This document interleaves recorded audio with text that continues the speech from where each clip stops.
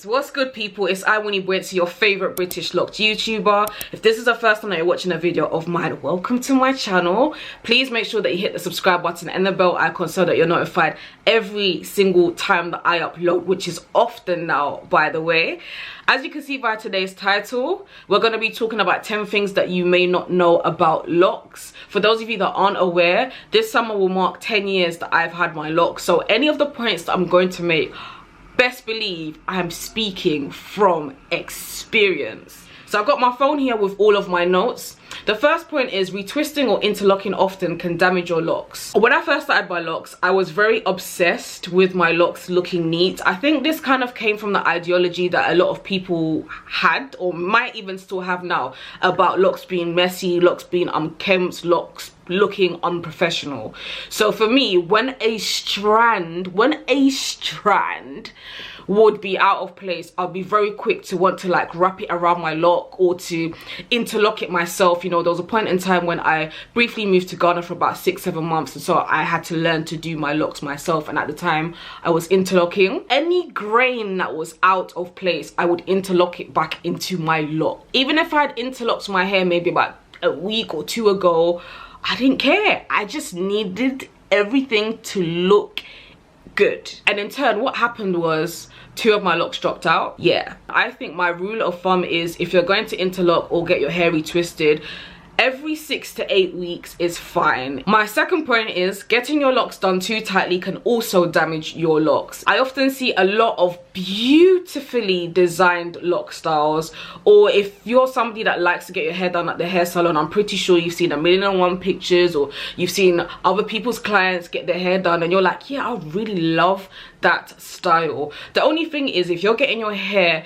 interlocked, retwisted or styled tightly on a regular basis, not only do you run a risk of potentially having no edges, but you'll end up damaging your actual locks. Your locks could end up thinning out either from the roots or in the middle of the lock and could eventually end up dropping out. My third point is interlocking doesn't necessarily aid the matting process. It may just give the illusion of your locks matting up. I started off my lock journey interlocking. For the first 4 or 5 years, I was getting my hair interlocked, and while it was giving the illusion that, you know, it was locked together, it was matting together, I have found that since obviously I was interlocking first and then I started to retwist, it just became very evident. There'll be certain parts of my locks where it's quite like loose. You can tell that the hair hasn't matted together, but it's been knotted together via interlocking. This is not gonna be a popular one, but retwists don't last long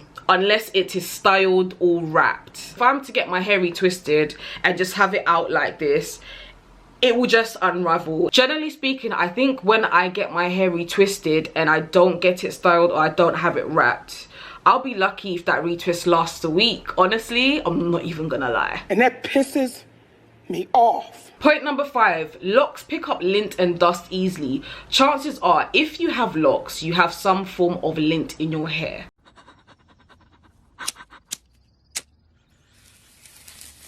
It's unfortunate, but nothing pees me off more than seeing, you know, that I've got dust trapped in my locks, or there's something trapped in it and then I end up like trying to gently pick it out, or sometimes I know I shouldn't do this, you really shouldn't do that, I might just use my nail to kind of scrape it out. In order for you to reduce the amount of lint or dust that gets trapped in your locks, what you can do is just have your locks wrapped.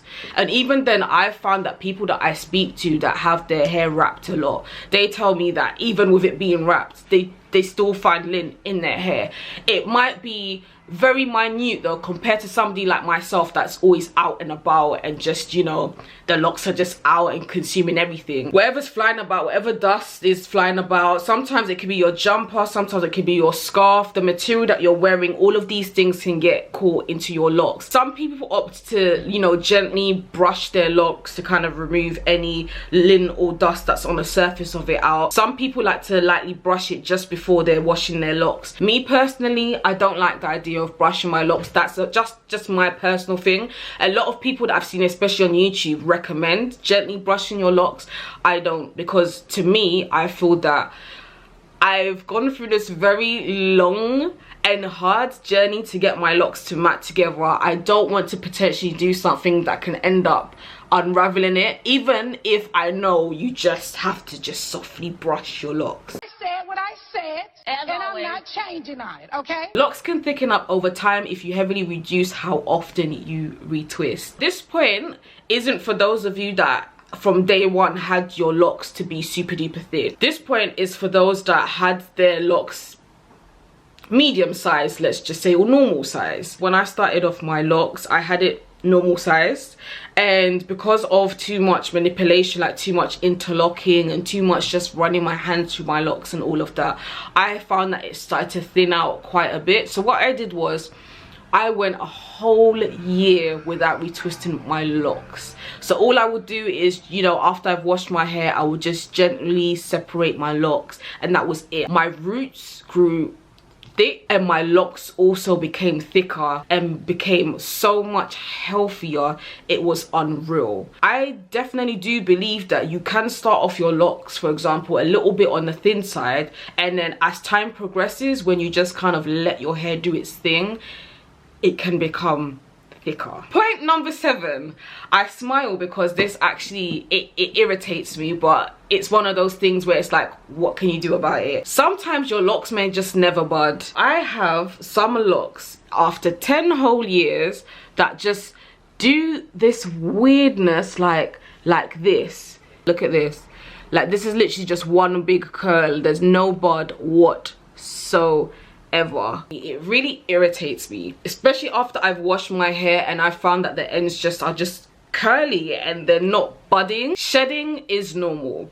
I feel like this point is something that's not really spoken about in a lock community, especially when you're giving your hair a wash, and you know, you might see, I don't want to say clumps of hair per se, but you will just notice that your hair is shedding. It's normal. It's nothing to panic about. I think it would only be something to panic about if, like, on your day-to-day life or your day-to-day life journey, your locks was just like shedding all the time. But during when you're washing it and if it sheds, it's perfectly fine. The more your roots grow out, the more your locks will marry. Pop them whilst damp. I cannot emphasize this enough. Right now, my roots are mad. I like how my camera is not really capturing it, but my roots are wild. I have not had a retwist since some point in December. At the time of filming, it is late March. A lot of my roots they're just marrying together. I will pop them, and please, when you do, just gently separate your locks after you wash them. Make sure they are damp. If you pop them